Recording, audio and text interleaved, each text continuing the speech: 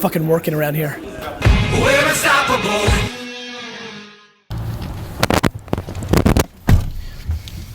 Morning.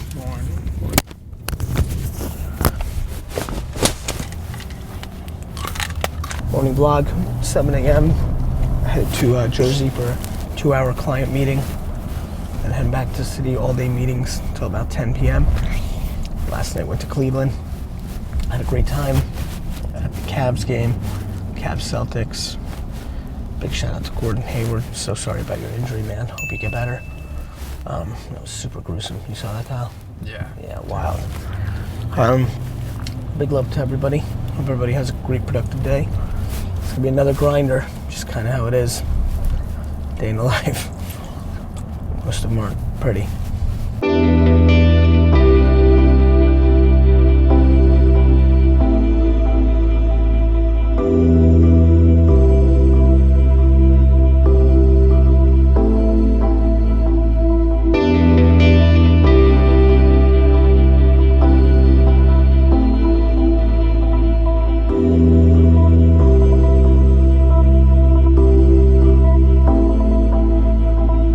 That's always been the thing that fascinates me the most, like your depth of presence with each person you talk to while about the million things going on in your mind. I remember our meeting at the bar that one time when I returned, right after we left, because I was like pumped up. She just gave me the job, you were pumped up, and then right after you like swooped around to the end of the bar and then like totally changed the way you were interacting with the next person you had the meeting with. And I thought that's just super fascinating. That is interesting. That's actually exactly right. The context. How was the workout this morning?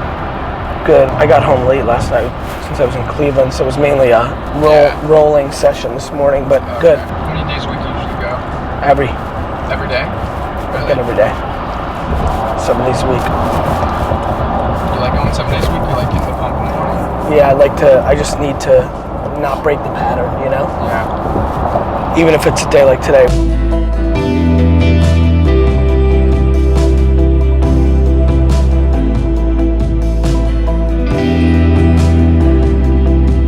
Love this. Love the green. Love this. Love the cork top. Inside. These are super rad. What do you think, Kyle? You gonna get a pair? Of course. Yes. Accidents, traffic. I hate being late for meetings, but some things you can't control.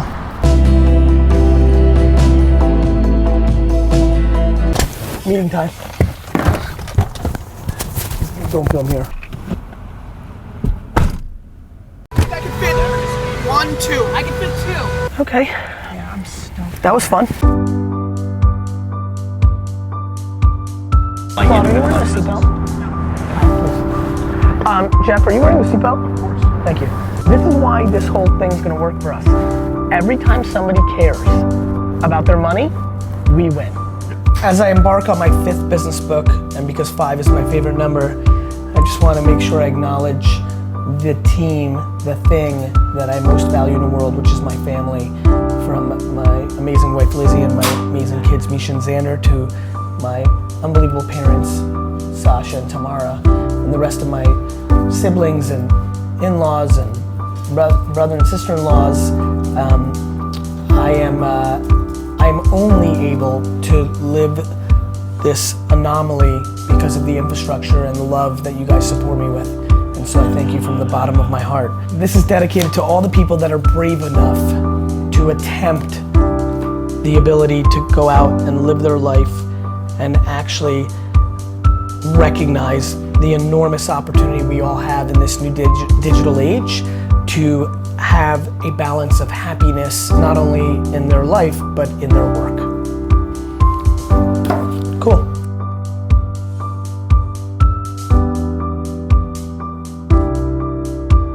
Kyle, you're not getting much. It's just been meeting after meeting. Just keep B-rolling the fuck out of this vlog. I'll figure out how to make this an entertaining episode for you, but I'm fucking working around here.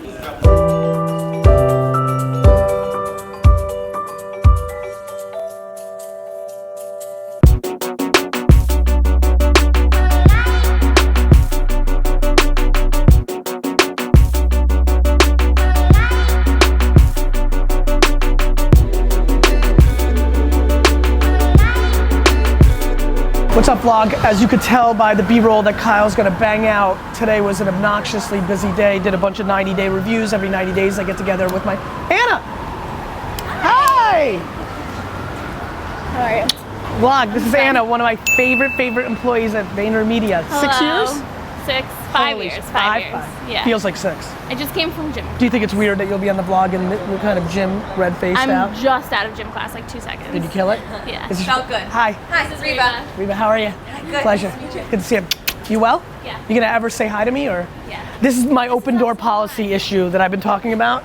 I need to see you more often. Okay, I'll see you more. You always promise and you never do. Well, Please. I'll I love know. you. You good? Yeah. All well? Yeah. Yeah, awesome.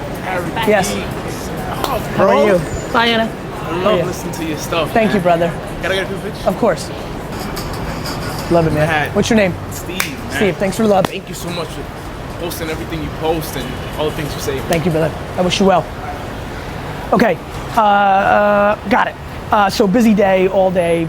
Every 90 days I get together with my team, lots of stuff, client stuff, great day, super busy.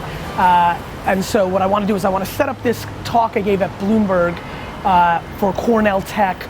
Very much the state of the union of a lot of thoughts on my mind, a lot of things that are going on with the tech space, the entrepreneur space, the attention of consumer space, engaging with your employees, Anna, engaging with people that are consuming your content, Steve. I mean, just super interesting stuff. I hope you enjoy it. One of the sharper, kind of different angled fireside chats that I've done in a while, and I hope you sit back, pop a glass of red wine, and watch this. Gary, Yes. very straightforward. Let's start with uncovering your strengths. Lots of people want to be Gary Vee, but they can't. So let's talk about self-awareness and when you figured out that you are an exceptional communicator. You know, not until later. You know, I think, you know, it's funny, lots of people want to be Gary Vee. I think lots of people want to really figure themselves out and put them in a position to be happy and successful. So when I hear that, I mean, I don't think a lot of people want to be me. I think I put myself really out there and a lot of baggage comes along with that. And so I think personalities are different, you know, but it's interesting to think about your circumstances. I mean, I was 31 years old running a retail e-commerce wine business in New Jersey. Like I'd never been to Silicon Valley. Like a lot has happened very quickly on the back of me understanding where consumer attention is. And probably about a year into Wine Library TV, in 2006 I started a wine video blog show around wine on YouTube in YouTube's really early days. And about 6 months in, I'm like, wow, a lot of people are watching this. And it was because I was talking about wine in a very different way. And I genuinely believe a lot of entrepreneurs and people listen to me because I think I'm undereducated in some ways. You know, I don't know the way a lot of things are said or done because I was very much a street immigrant kind of kid more. I wasn't a good student, and I just kind of look at things a lot of times for the first time, right? And I think some way, somehow, and because my mom's dad basically only spoke in analogies from what my mom talks about him, and I do that quite a bit. I feel like, you know, my dad doesn't talk. What do you mean he doesn't talk? So my dad and I drove 45 minutes to Wine Library and back when I was a teen. Shoppers Discount Liquors back in the day. I lived 45 minutes. I lived in Hunterdon County, New Jersey for my high school years, and my dad's wine store was in Short Hills, Millburn. So it was 45 minutes on Route 78 in Jersey, and we would drive all the way there and all the way back. And I talked every minute, and my dad didn't say a word. So my dad's an old school Russian guy, you know, in Russia, communist Russia, you didn't talk because if you said something that somebody found out, you went to jail. I mean, like, let's get to the punchline. There's a lot of reasons my dad doesn't talk. Yeah, I mean, trying to, you know, being in a setting like that where like you're building something in a business environment together, but somebody's not communicating back to you, definitely honed, I think, intuitive skills I already had, improv skills I already had. They probably made them hyper. Yeah, you know, at this point I really understand it, but I'm really bad at like cheering things or observing them. Like I do them in real time. There was never a point where I sat down and thoughtfully was like, wow, I have this or this is important. I'm aware of it. I try not to get too high or too low about any of these things, but it's definitely a disproportionate impact on my career, but not only as like the public persona, on the one-to-one relationships I have with my employees and my family members. You know, being a good communicator is a pretty fruitful, skill set. And as Dan was saying, you learn by doing, and you've formed multiple businesses. This communication skill has allowed you to do this, from Wine Library to Vayner Sports to the host of multiple digital programs. Which of these different businesses do you do for love versus for money? I speak for love. I do this for love. Like, this is the place I love the most. Like, public speaking is now an ROI negative event for me with the things that are going on in my life, even though it is still crazy to me what I get paid to do a speech. Especially when you come from zero, it's, getting paid to give a speech one day this year, making more money than I made when I was 30 years old, is a pretty intense kind of thing that you wrap your head around. But it's still not worth my time in a lot of ways now, unless it's leading to business generation for VaynerMedia or other things, which is really what I've now mainly do. But I'll do something like in New York or support organizations I believe in. But I do this for love. I love the thought that I'm knowing so I love reverse engineering the audience. So I'm in a very funny zone right now in this talk. In this talk, it's less about entertainment, like 18,000 people at an off-site for a company. Tonight's about, okay, I really want to be sharp and talk about 3 or 4 things that I think even a really strong crowd like this isn't thinking enough about, because I'm always trying to leave with giving more value than the person expected, right? So this I do for love. The Gary Vee thing, the public persona, I think I do for love the most. Okay, Vayner Sports? Vayner Sports is a business that is very interesting because my brother has Crohn's disease, and so he left VaynerMedia 2 years ago because the stress of going from 30 to 800 people was pretty intense, and he just didn't like it anymore. And if anybody here is in client service, you're just managing people, and if you don't like managing people, it sucks shit, right? And so he got to that place, and he needed to bounce, and he needed time for himself, and very quickly he came back and said, what about that sports agency we bought? I bought a sports agency, a very small one, just to learn. I have very substantial ambitions to buy the New York Jets, so I figured if I own a sports agency, I'll learn from the inside. I was gonna lose money every year owning a boutique sports agency that I wasn't gonna be really involved with, to learn. But then he wanted to do that, and once he decided he wanted to really be involved, I felt comfortable in rebranding it to Vayner Sports, putting our name on it. It was gonna be real. I love it. I mean, I'm talking to 50 of the top 100 football players that are gonna come into the NFL next year on DM right now. It's fun, I like it, it's interesting. It's an awful business, makes no sense, it's the stupidest business going. Like just a terrible business model, sports agencies. You have to hit unbelievable scale for it even to become somewhat interesting. My brother's doing it for love. I'm doing it for the love of my brother. Now, your philosophy as you pursue all these different avenues is that working 9 to 5 is for losers. If you want to be productive, Not true. it's for someone who isn't going to get where they wanted to get. No, and I appreciate you bringing it up. And listen, the Times razzed me the other day on this in a pretty substantial way. When I talk about things, context is lost. Sometimes I'm at fault, sometimes people that report on it are at fault. To make it very clear, here's my thing. I'm fascinated by people that complain. If you don't complain, I actually have nothing to say to you. I don't think I'm entitled to. You clearly have no reason to really listen. If you're good, you're good. And if that's 9 to 5 and you're on 4 softball teams and you're loving life, then you won. My big thing is in this era of everybody saying that they're gonna be billionaires and they're entrepreneurs and they're the best and I'm the next fucking Zucks, right? And you're going to Coachella and you're going to, every summit at sea and you're just not working, I think that's intriguing. I don't think people are losers. I don't think people shouldn't sleep. I think your actions should match your mouth and your ambitions. That's what I'm interested in.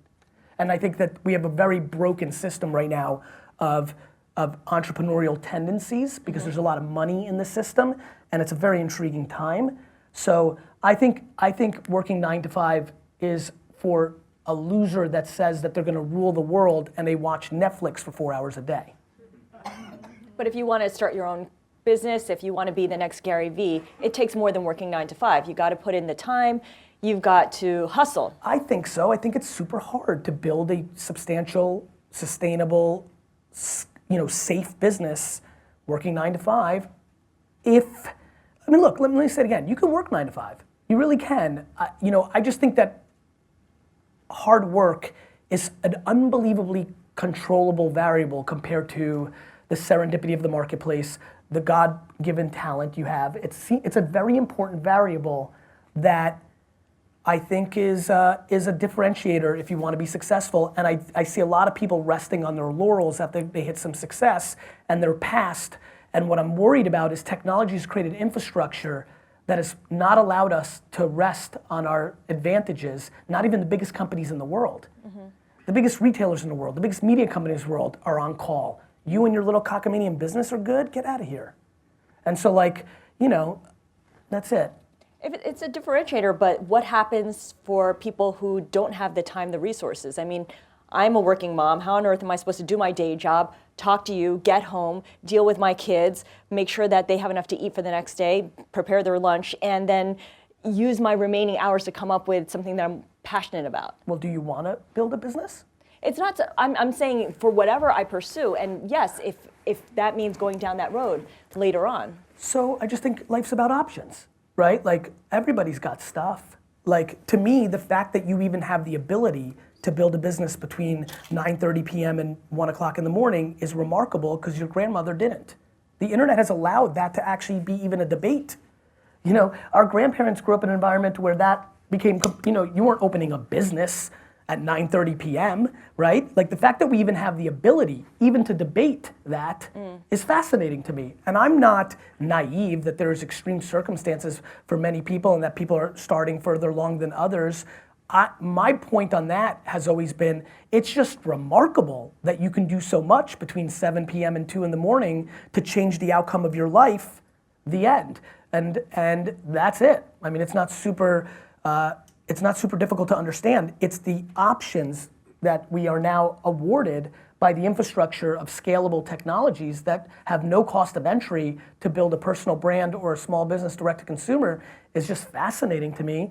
You shouldn't. It's not, other people have better advantages than you. You're also more than welcome to take a different job, make less money, take a step back, live a little less fancy for 4 years and build your business. The thing that we never talk about is the step back. A lot of people say to me and they come at me and they're like, yeah, but I've got this and this, and I'm like, cool, but if you're so upset and you want to build this business, why not go from making 180 a year to 97? You've opened up a lot of time. Why don't you sell your home and go rent an apartment? Why don't you go fucking not buy 4 different outfits every month and buy 1 a year? You can. Life's about options. There's a lot of ways to do this. When was the last time you stepped back? VaynerMedia is a step back. How? How? 7 years ago, I'd just come on the back of investing in Facebook and Twitter and Tumblr. I was one of the 100 most followed people on Twitter. I had all sorts of opportunities. I could have raised hundreds of millions of dollars for a fund on the back of being an early angel investor that was fancy. I was rolling. I had a lot of things going for me. And I decided to take a step back and start VaynerMedia because I thought it would be an amazing infrastructure for me to build on top of in my 50s and 60s.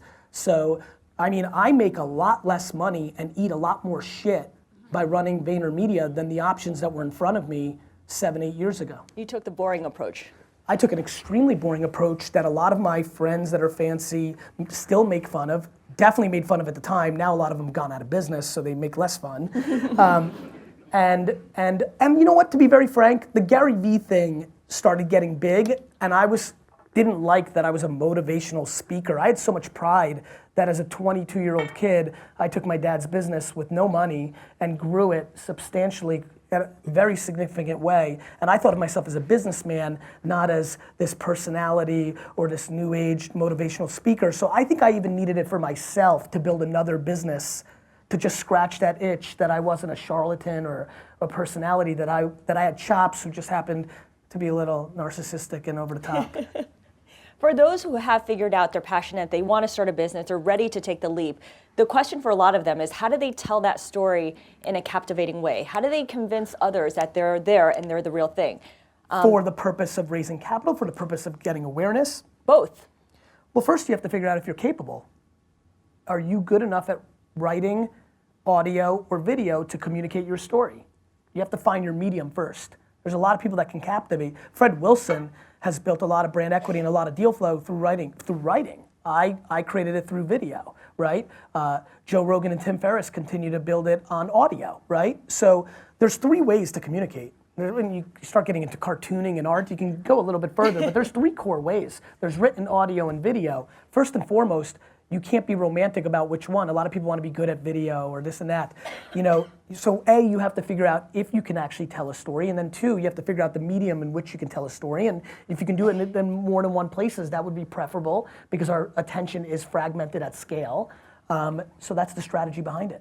So how do you decide which is the best medium? Because there's different things that come into fashion, go out of fashion. I mean, if you pause too long, you'll miss it.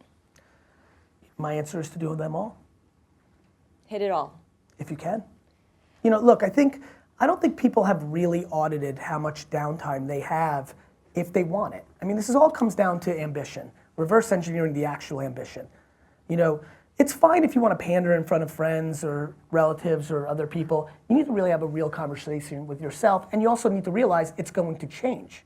When you're 22 and you're single and you're on fire and your older brother's killing it, you want to fucking prove it to your parents and yourself and this and that. You get married, you fall in love, you have a kid, you have a sick kid, priorities change. Life is life, a lot happens. So not only do you have to talk to yourself and figure out what your ambition is, you have to actually audit that on a daily basis, at least at a monthly basis, and it keeps changing. It keeps changing. I mean, I took more days off this August than I did in my entire 20s combined. Why? Because I have an 8 and 5-year-old, and that's what's more important to me at this moment. And in my 20s, I was so on fire, I didn't want to go to the Jersey Shore and hook up. I wanted to build something, you know? And like things change. Now I kind of want to go to the Jersey Shore, you know, but you know, like I think things change, and I think that you need to be prepared for that. I'm just fascinated on words, pandering, and actions. I spend a lot of time on this. Because it helps people when you suffocate them and tell them they're full of shit or they're right. Like, it's an important conversation. When you're tricking yourself, you've got a real problem. Yeah. Well, you mentioned how things change and there are different mediums. You could try to do all 3 at the same time. You're probably not going to be good at all 3. You'll be better on one thing than another. Yes. The response that you get, though, I mean, it all comes down to understanding human behavior because that part doesn't change, how people respond to a message. That's right. And I genuinely believe the reason that I've popped over the last decade is I'm completely obsessed with giving more to my audience than I ask for in return. Period. End of story forever. It's just the truth. I really, you know, I see a lot of faces here. I feel a lot of vibes from you. Like, I'm not asking for anything. I'm putting out the best stuff I've got for free every day. It's not a top of funnel to get you into my $400 ebook. It's not a top of funnel to get you to come and visit my island for $25,000 for the weekend. It's fucking purely, can I guilt you because I gave you so much that I ask for nothing in return, that it creates word of mouth. Can I be historically correct? Can I just bring so much value? It's ultimate brand arbitrage. Does it work? 100%. Because so few people do it, because they're not good enough to do it.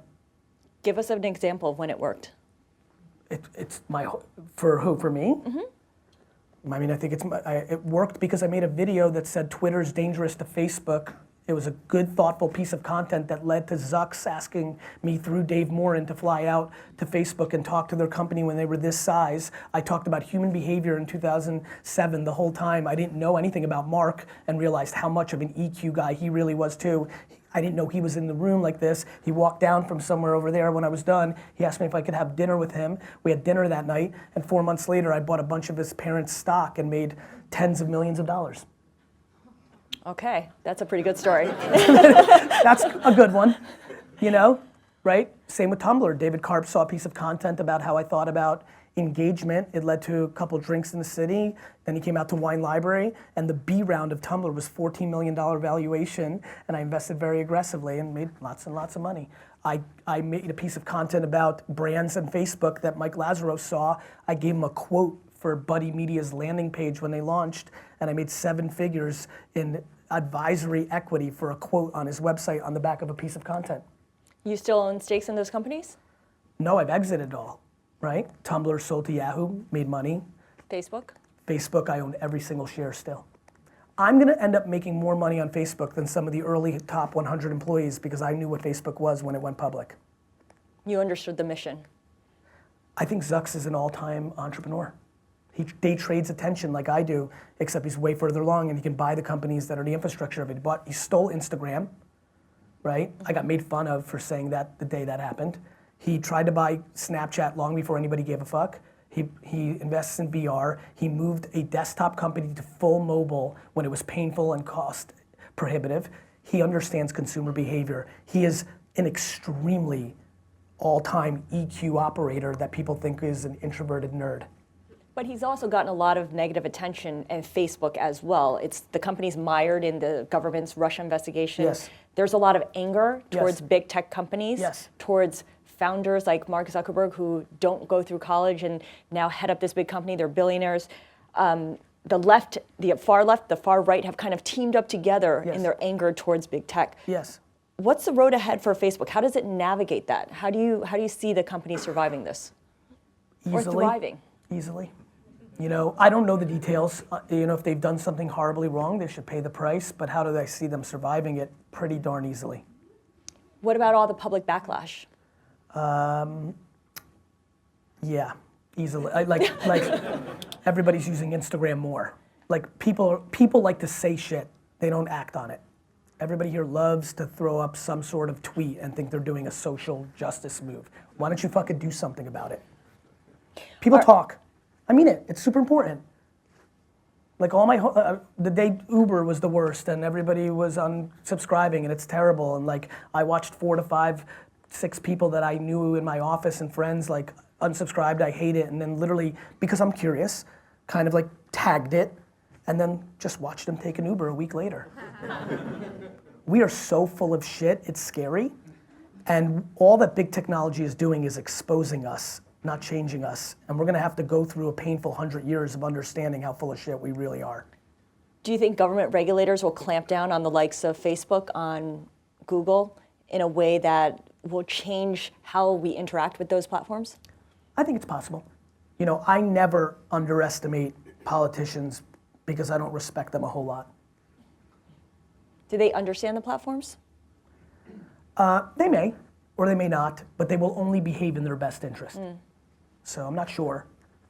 You mentioned Uber. Yeah. I want to bring that up because of some of the mistakes you made. You passed up investing in Uber how many times? Twice in the angel round, $4 million valuation. Maybe that's not so bad now, given that they're kind of challenged. Yeah, I mean, they're challenged, but it would have been a solid bet. Yeah, it's an interesting time at Uber. You know, Travis is one of my dear, dear friends, one of the first friends I made in tech. And it's been really intense to watch what he's going through. And the thing with me is, you know, this is a tough interview for me because the truth is, I don't even have the first detail yet about Facebook in Russia. I swear to God, I know it's in the ecosystem. I haven't even I really don't like headline reading. I really don't like it. Like, as I become educated, as I'm super educated, I'm really in a good place in 3 places. The current state of like tech, like consumer tech, right? Like I really understand Snapchat and Instagram and Musical.ly. Like I'm a practitioner. I really understand it. There's a lot of people here who have opinions on it and never done a Snapchat ad or things. Like I really understand it. I really understand wine. I really understand it. And I really understand the New York Jets, right? And when I hear people talk about those 3 things, even smart people, I'm fascinated by when you're really great at your craft, how much smarter you are than somebody that's even good, right? I've gotten really quiet about most things because I realize I might be somewhat of a headline reader, kind of a headline reader. Like I've lost all oomph in the last 5 years to talk about most issues because I'm like, wait a minute, if I sound this stupid, like the way my friends that are super smart about Facebook ads and Instagram influencers and Snapchat, if I sound like this around healthcare or this or that, I must like, so, you know, it's interesting. The Uber thing's really interesting for me. I have a lot of emotions because I really adore him. I understand there's a lot of things that in the press that have been tough. There's a lot of stuff that's tough for me to you know, I'm hopeful, right? When you care about somebody. Obviously he's not there anymore, which is tough. It will be interesting to watch. The London thing's super fascinating. I don't know the details. I'm sure there's a lot of politics behind it. It'll be interesting. It's an interesting company. You said you really understand Snapchat. Yes. But the problem with Snap is that whatever innovation it comes up with, Facebook can replicate it and do it bigger and splashier. Yes. How did they go up against a behemoth like Facebook? They have to innovate in a way that is not a feature. A feature is not the way you innovate, right? The cat's out of the bag. Fast following features are now going to be a way that is not going to allow the house parties or the Marco Polos or the next frontier of things to get there. So they're gonna have to give it some thought. What's ironic about that is Snap is uniquely, potentially a company that could do that because Evan, and I don't know him at all, I've never met Evan, and I know a lot of Imrans and a lot of the other characters, but he's an LA kid. He's treated Snapchat like a fashion brand as much as a tech company. He actually could go left field. Like, you know, if I said to you that it was Snap, not Adidas, that did what they've done for the last 2 years to put Nike in a weird spot, it wouldn't seem that far-fetched. I get where you could be like, but it's not as far-fetched that if I said Twitter or, you know, or Facebook or Uber did that, right? And so that's where I'm fascinated what Snap is gonna do or not gonna do. We're about to find out if Evan was a one-trick pony or if he could adjust to the reality of the new marketplace. They've quietly invested very aggressively in AR, you know, when you look at their M&A. So it'll be interesting to see if they can or will do anything there. And then the other question is this, right? Which is, Snap is an incredibly big platform that can build a very big business. It's just that the market put all of the value into that it was going to continue to grow and be 30, 40, 50, 60-year-olds. So what's fascinating with Snap is going to be that it's probably overvalued in a Wall Street dynamic, even amongst everything being overvalued. They're going to have to do something. They're going to have to truly innovate. And it will be interesting to see if they can do it. But again, you know, if Marissa buys Instagram for $1 billion instead of Tumblr, who knows what could have happened, right? Like that's what's amazing about business. You're always one good or one bad move away from changing the narrative. And I love that about this game. Like, I never get caught up in it's going well and I'm in this fancy building and all these amazing people are looking at me right now. Tomorrow it could be the beginning of the complete end. I love that. It doesn't matter what I've done for 20 years. How does Twitter change the narrative? The user growth has slowed down tremendously. It's kind of become a niche product. It's not panning out the way a lot of investors had hoped. It's now looking to expand the character limit to 280 from 140. I don't know if this is going to make a big difference. Yeah, that's not going to be it, right? You know, I think we can all agree with that. But I do think since Jack's back, I mean, look, and Dick is one of my favorite people on earth, but in that 4 years, the product didn't innovate once. The product just did not innovate. And so, at least since Jack's been back for the last 18 months or whatever it's been, there's been little subtle things. I mean, literally, and I know there are a lot of people in this room, like, remember, like, it was literally 4 or 5 years, literally the same exact product. Even like star to heart, or like retweet, like little subtle things. I thought it was super interesting what Twitter was doing when they were buying up all the rights, because I thought they were actually building a true Netflix competitor as an OTT player. I just don't know if they have the right talent in place to navigate it to be that, but I thought it was the right idea. I do think that Facebook and Snap and Twitter are absolutely the potential OTT challengers of the future. And I thought they were earlier to move on that than the others, but they needed to move smarter, better, faster, and I feel like they didn't. They just ended up doing a 6 execution or 4 instead of the 10 they needed to really get there. Do you think we're in a bubble when it comes to these big tech companies and how much money we're throwing at them and what investors expect from them? I think Amazon and Facebook are grossly underpriced. Explain. I think Jeff Bezos and Mark Zuckerberg, as long as they don't die, are going to make them grossly underpriced. What's Amazon's next move? Being sued by the government. Amazon is so incredible. I remember 4 or 5 years ago at a keynote, and I don't remember if Steve Jobs had passed away or was sick, but I remember saying that I thought Bezos was better than Steve Jobs, and I got really booed, and this was the height of Apple, and Amazon was 4 or 5 years ago, which is not what we think about Amazon today. Yeah. But it was, but AWS, Sawdust, you know, like the way he bought, like even the losses, like Living Social and Woot, and he was just doing things, and I was like, fuck, man, Bezos has moves, right? Like Steve Jobs is all time, but he had the same move, rinse and repeat in a lot of ways, if you understand how I'm kind of framing it. Bezos was throwing all sorts of different, you know, it was kind of like the difference between like boxing and MMA. And I was like, Jeff, like he could do I think he could do anything. Like I woke up and like Amazon buys Whole Foods, I'm like, yep.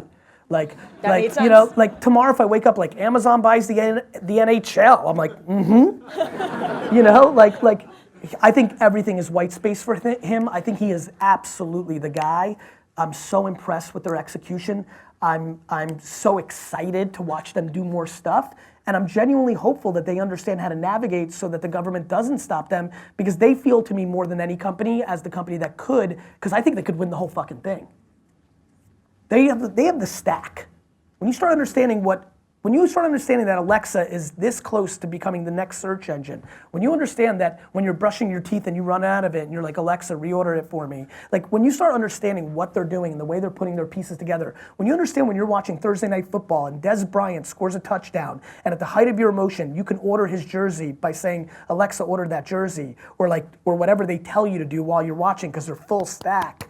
They are an unbelievably crafty business. He buys underpriced things, buying the Washington Post at the time, like that Washington Post and Boston Globe trade at the time of newspapers' biggest demise. The brand was so much more worth than this. To put it on the tablet, whether the fire worked or not, it was irrelevant. It was the right thesis. And here's the thing about great entrepreneurs. Whether Oculus is right or not, it's the right thesis.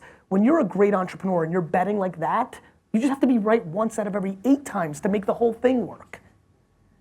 Great entrepreneurs do not care about their losses because they're their losses, right? And average entrepreneurs and non-entrepreneurs always care about other people's opinions about their losses.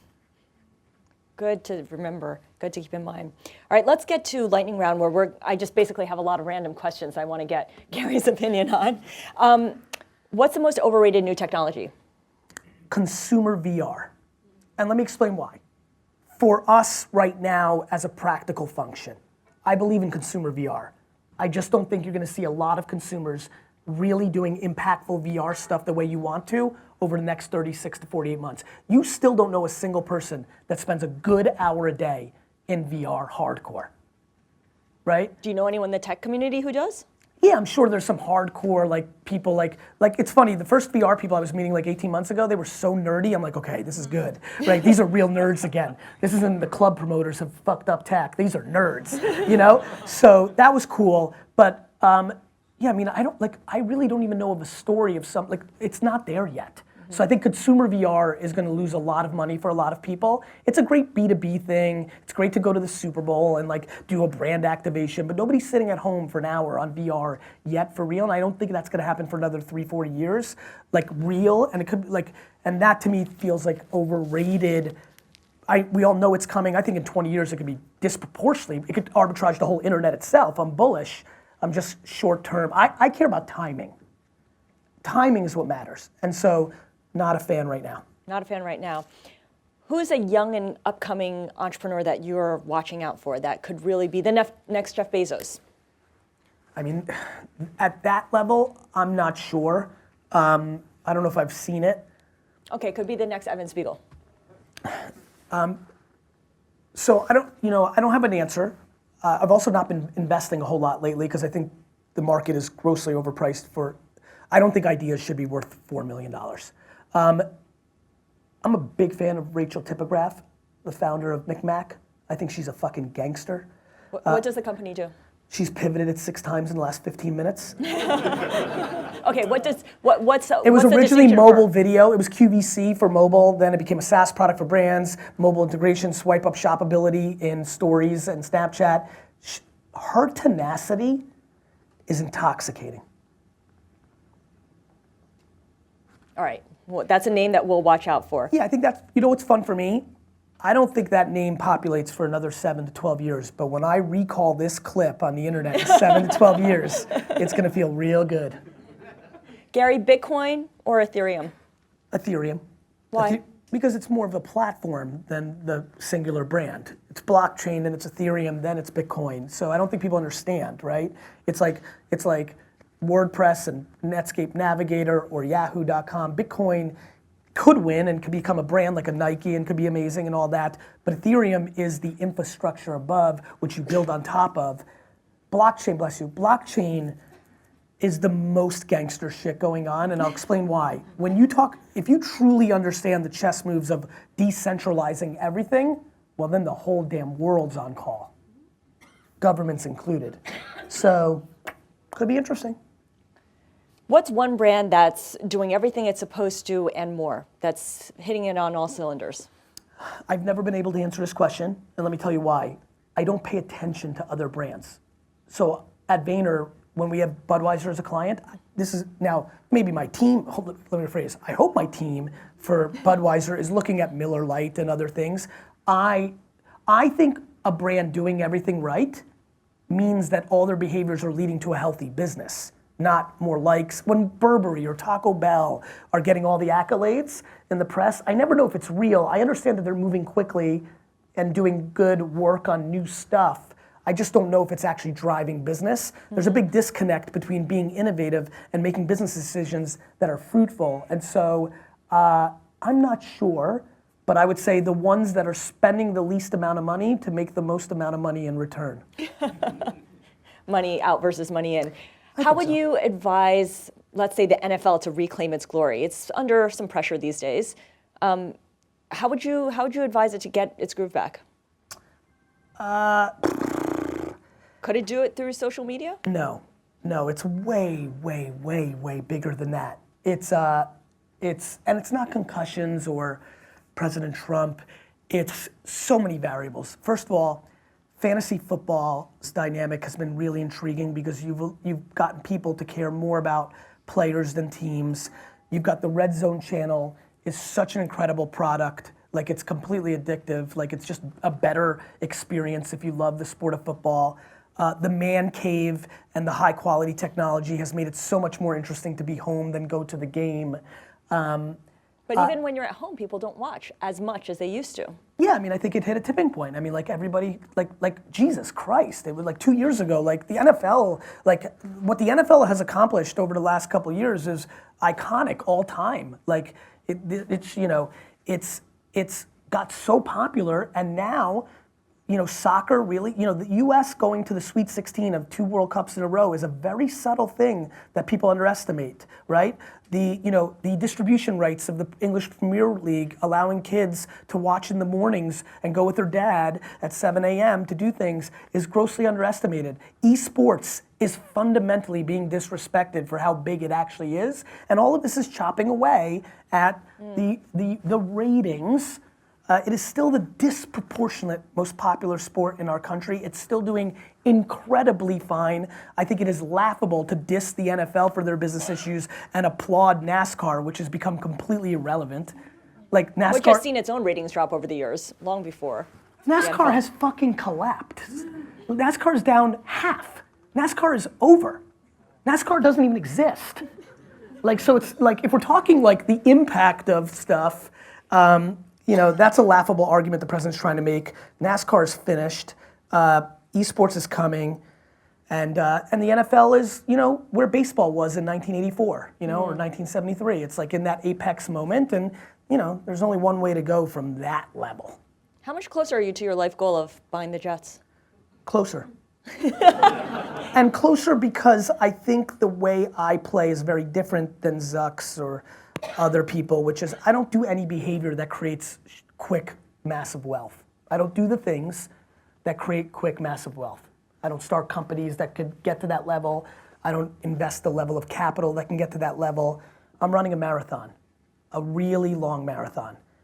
But I'm 41 years old, right? And so to me, if I buy the Jets in 23 years, I feel like I'm a young man. I feel like I hang out with a lot of 64-year-old men and women who feel super young to me and super on fire and have a lot more to do. And I think if I buy the Jets at 64, that gives me plenty of time to win 7 Super Bowls in 30 years. And then I can move on with myself. That's very ambitious. If you can't get the Jets, what's the next best thing? The Knicks. All right, the Johnsons and the Dolans need to watch out. We're going to open this up to everyone in the audience because I know you guys all have questions for Gary. We have microphones, so if you raise your hand, let me know, and then we can, this gentleman in front will pass you a microphone. Thank you. So looking at industries that, Which industry? just in general right now. Which industry? Well, it's more like a macro level. I see. Yeah. I'm sorry. So you see like Blockbuster totally ignored Netflix. Yes. And now, what's Blockbuster? What other institutions do you see? All you know, of kind retail.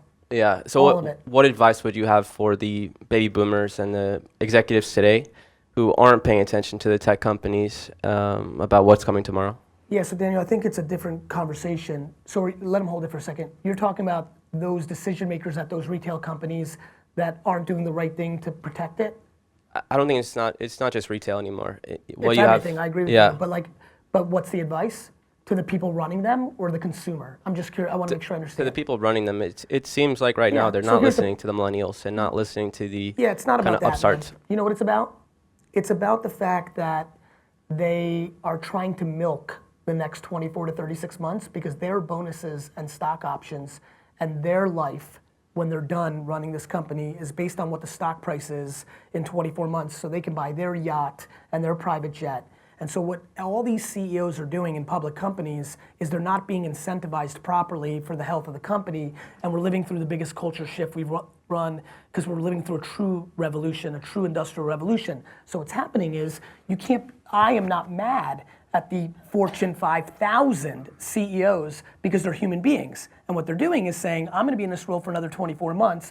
I'm not gonna do the thing that hurts the stock price by over-investing and having a shitty P&L to invest 100 million, 500 million in the thing that needs, I have to put myself out of business before somebody else does. I'm not gonna do that because I'm gonna have 8 bad quarters in a row. I'm gonna be on this network show every morning saying I suck, right? And then I'm gonna get kicked out and I'm gonna lose, but Hershey's or Quicken or Hertz is gonna win. They're not dumb, they're just selfish.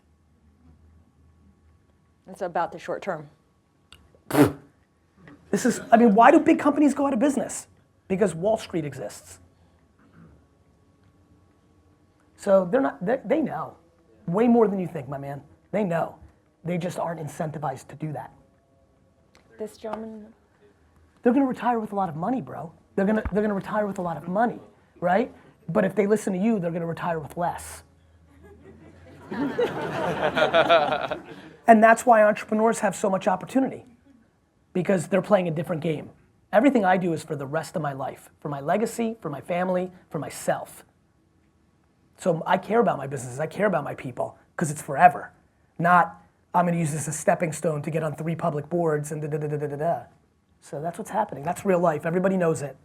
Nobody talks about it, but when I talk about it, all the people shake their heads because everybody knows that's what's happening with every company that is trading and what this building talks about all day long. Every one of them do that. Every one of them do that. It's fucking crazy. But it's great for me because it's gonna allow me to buy great brands for nickels on the dollar, and I'm excited about it. Hi, Gary. Thanks. Big fan. Listen to you all the time. Question. What are your thoughts on Airbnb and home sharing in the future, sort of lifestyle of nomadic people visiting different places and so on? I think it will continue to grow. I think Brian's a really sharp CEO. I should also mention I co-founded a company, haven't operated, called Resi that just did a fairly big deal with them. Ben Leventhal's the CEO and Mike Montero deserve all the credit. I was in the idea phase and the capital phase. So I hope he continues to do well because that's a big partnership. What a big one. I have an email, there's another miss for me. Got an email from Joe at airbedandbreakfast.com. Dear Gary Vee, I'm a huge fan. We'd love for you to see our startup.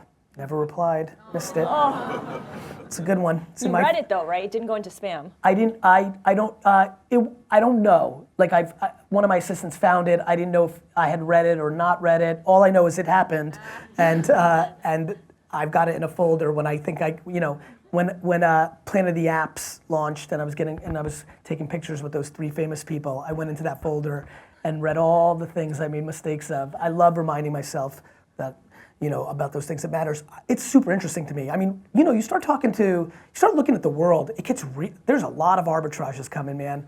It's really interesting out there. And like as social norms changes, the thing I'm most fascinated by is how online dating went from you are the weirdest nerd, like what, to the absolute norm.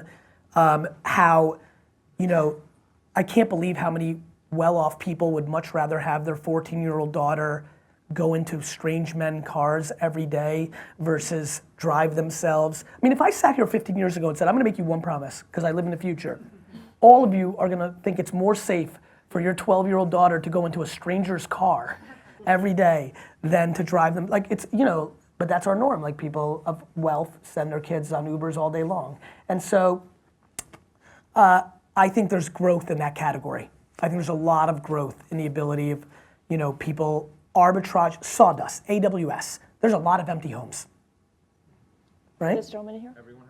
Everyone has one. Well, you know, not everyone has one, but you know what I mean. There's a lot of fucking empty homes. There's just a lot of empty homes, bro. And a lot of empty, lot of things. A lot of sawdust left to go. How you doing, Gary? That voice is incredible. Have you thought about monetizing your voice? That's incredible. Yeah, I'm a speaker. What's that? I'm a speaker. Love it. It's a great voice. Go ahead. If you can give me 2 power moves to consumer attention, because you have basically mastered the art of video. Everybody and their mother watches you. So if you give me 2 power moves that you can use in the next 24 hours to getting consumer attention, what would they be? I would become disproportionately educated or start practicing very aggressively in understanding how Facebook ads work. Facebook ads are so good. You can create long tail clusters, 42-year-old Latino women that like the New York Jets, okay? Now go make a video.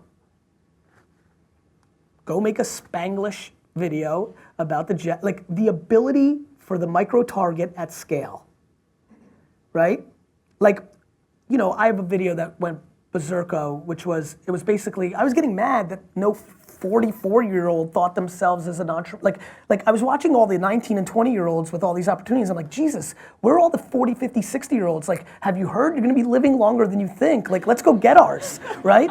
So I made that video and it went crazy because I targeted 40 to 60-year-olds that watch Shark Tank. You know, like there's so much capability in that. I'd also, you know, look, I've got gift for gab, you've got crazy voice. Like, you know, like you gotta be smart about that. Like the first 3 seconds really matter. The copy really matters. The thumbnail really matters. Everything matters. I love how people think these people have amassed millions of followers, like, because they got lucky. You know? Like, there's so much thought that goes into what we do. A lot of testing and learning, but Facebook video, YouTube is hard to break out. Very. Facebook video less hard, especially if you have a couple $100 per video to try to get it to go. That's the first power move. What about the second power move? For video? Yeah, in video. If you're, would you have interest in people that are under 30? I want all of their attention. Respect. So, his voice is so fucking rad. Snapchat ads are grossly underpriced. $3 CPMs. They're watching a ton of video once your ad comes in, and if you got to be very smart about the first second to get them to swipe up, and you can't say swipe up because Snapchat won't show it. You can get an unbelievable percentage of people to watch 3-4 minute videos in the Snapchat environment if you can get them to swipe up, and you can get to most people under 30 for $3 CPMs. All right, I'm doing that tonight. You got it. This lady over here with the blue top, right at the, yes, thank you. Hi. Hi, thank you. My name is Kirsten Broderick, and I founded a company called Northscale, which is all about EQ. I do executive and corporate meditation training. Love it. So if anyone needs that, and wants to, if you want to be the next Gary, come check me out. That was a good right hook. Hey. Go ahead. My question for you is: you said that Amazon might just do the whole thing. Yeah. And this is a 2-part question. Yeah. What does that mean? Yep. And what does that mean for the rest of us? Sure. Not just the rest of us, but the global economy, the global society, the environment. Yep. What I think it means is you think about like the pillars, or at least the pillars I think about when I talk about this kind of stuff: retail, media, right? Social. Like I'd be surprised if Amazon wasn't in the social business with a real play at some point. So those are 3 pillars that really matter to me that I think about. Like media and retail is like big, right? You think about like how we live like as a whole. And I think that they, you know, Google's retail and Facebook's retail, everybody else's retail is so far behind, it's non-existent, right? Their ability to catch up in media has been far quicker than the other people into retail. And so you think about China where full stack, they own it, and there's communism dynamics there, which is why it's possible. So anyway, I just basically think any business that Jeff Bezos wants to get into, he can. I really believe that. I really think he could buy the Hilton Group. Whole Foods is the preview, not the anomaly. Right? So if he wants to, and I don't know him at all. I don't know if his space is more important than being considered the greatest entrepreneur of a time. What it means to all of us is the following. There is a massive naivete that we need government to protect this issue. It's called innovation and capitalism. First of all, Jeff Bezos is going to die. Second of all, if VR comes out in 16 years and hits full penetration, if we're living in an augmented world of VR, AR, and real life, well then the entire landscape of VR opportunity becomes open. It's Internet 1991. Everything he's built gets arbitraged if the way we actually want to live is have protein pumped into us and everything we buy is actually happening virtually. So I think there's a naivete that anybody's ever going to rule the world. I really do. I really believe that. Now, that's just how I see it. Nobody's shown me in the history of time that they're going to be able to capture everything and sustain it because they get fat and innovation kills them, not government. That's how I see it. Gentleman standing in the back. I mean, look, for example, real quick, just to put it into context, I don't think it's ever been a better time to be in retail. Just go direct to consumer. Amazon's got nothing to do with you. And then people cry, Amazon's too powerful. Don't sell it on Amazon. You loved it when it got you from 0 to 5 million, right? But now you're crying. But how'd you get there? So get in there, get what you want, take it out. Facebook, all these media companies cry about Facebook. Take people out. People just aren't smart. Really. Like all these media companies crying about Facebook. Make all your content as a customer acquisition model and then put them in your own bucket. Sounds so easy.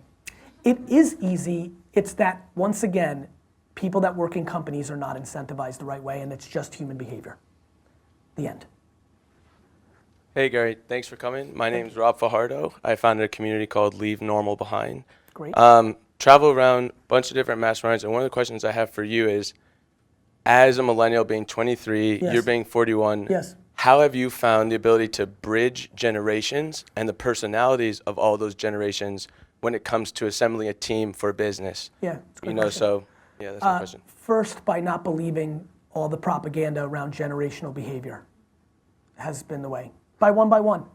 I know plenty of 41-year-old entitled lazy people, and I know plenty of millennials that are working their fucking faces off.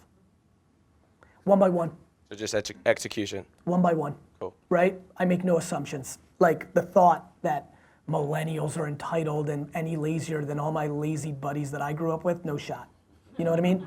I think it's convenient talk, right? I think your generation's the best. I think you're the most advanced socially, this, that, and the other thing. Do I think a ton of you got 8th place trophies? Yes. And do I think that that's why most likely it's harder for you to beat me? Yes, I believe that. But not all of you got 8th place trophies. I mean, there was entitled kids in other generations too. So it's about strengths and weaknesses. I think the biggest undercurrent for the youth is losing is a very good thing. And we, the parents of these kids, tried to protect too much, and which is really hurt. That's where America's vulnerable.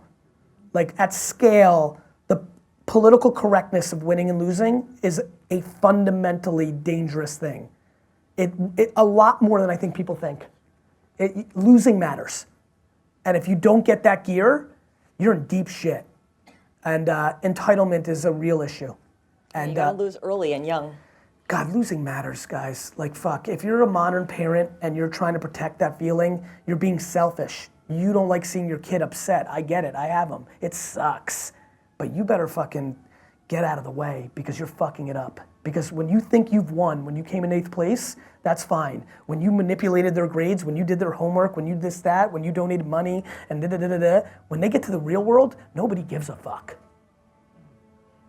And that's the cliche one thing that this younger generation has worse. It's definitely got, as a whole, as a macro, that's scary to me, which is why I'm going so aggressive because I have so much of their attention right now in this thing. Like, it's good to lose. I'm proud of my losses. I am. I like it. Notice I'm like talking about Airbnb. Like I want to bring up more. Like I don't know. I got tons of shit. Like I love losing. I love the Jets and the Knicks. I gave up on the Yankees and Rangers because they won. I mean it.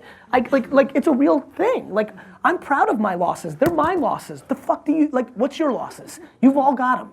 Like this notion. And so that one is big for everybody here. You need to be proud. I tried at least.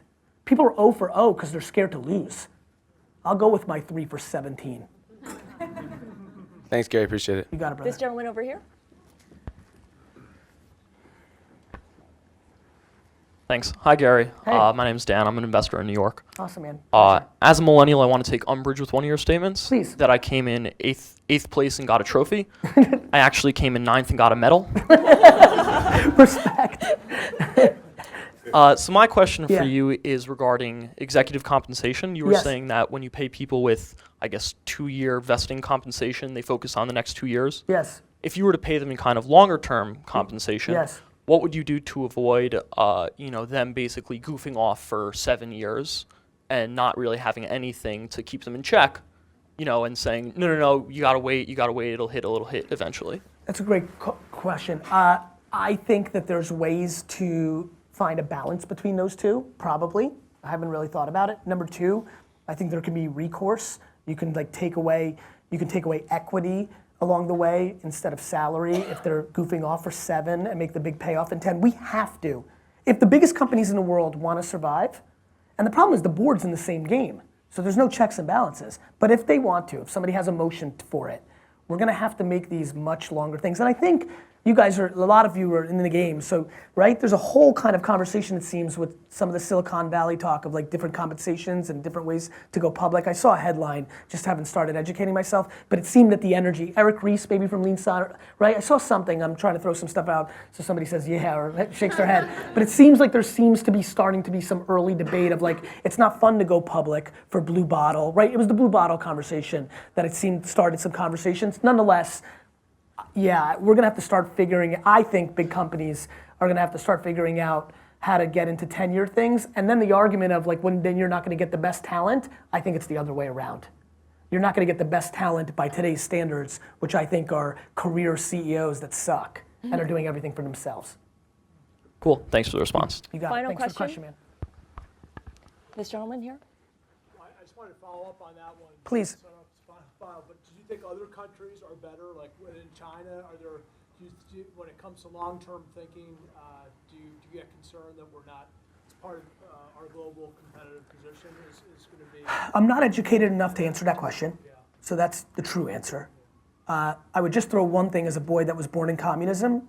The China thing is super fascinating. I've run the gamut. I've run the gamut of like, we grossly underestimate communism and like its weaknesses. But the more I think about what China's doing, China's actually running the whole thing a lot more like businesses are run, right? Which is it's a mix between dictatorship and capitalism, right? Like there is an ultimate caller at the top. Like it's really interesting. Like it's been the theme in my head the last 6 months. I'm like, wait a minute. China runs China a hell of a lot more like a success, like Bezos runs, Amazon than the way we run America. Which is like, oh shit, it's super fascinating. So I don't know, I really don't. But I think it's, I genuinely believe intuitively that we are all very lucky because I think we're gonna live through some really interesting times over the next 20 to 40 years. I think a lot of people hearing that just expose themselves to themselves. Let me explain. If you just heard that and you thought that was bad, it means you're a pessimist and you're on defense. And if you heard that and thought it was awesome, it means you're an optimist and an offense. And I think most people are defense and pessimists. And I think that optimism and gratitude and empathy are the ingredients of the future winners. And so I'm glad my parents gave me that. All right, Gary Vaynerchuk, thank you so much for joining us. Hope you guys enjoyed that. Question of the day before I sign off and send you on your way. What was the biggest insight that you got from the talk you just saw? I promise I'm gonna read all 5, 6, 7, 800 comments because this is the insight I'm looking for. So, honest truths, what was the biggest takeaway from the talk that you just saw?